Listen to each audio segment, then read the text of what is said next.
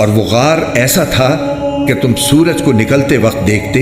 तो वो उनके गार से दाईं तरफ हटकर निकल जाता,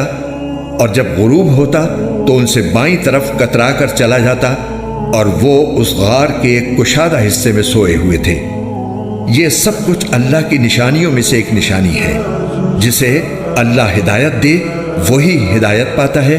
और जिसे वो गुमराह रखे उसका तुम्हें हरगिज कोई मददगार नहीं मिल सकता जो उसे रास्ते पर लाए।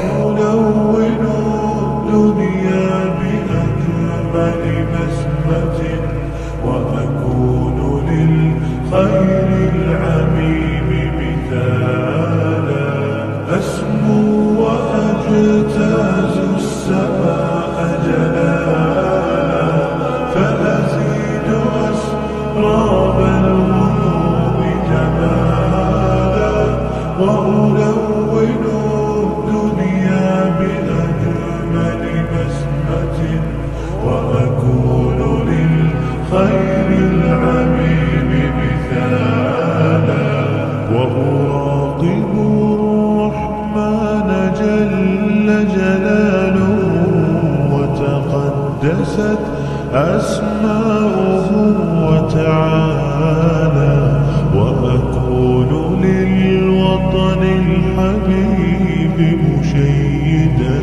أنمى إليه وأستفيض جلالا وأراقب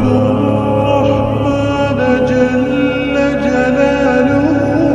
وتقدست أسماؤه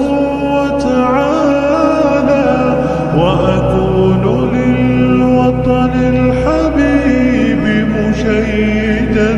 أنمى إليه وأستفيض جلالا وأجتاز السماء جلالا فأزيد أسراب الغيوم جمالا وألون الدنيا بأجمل بسمة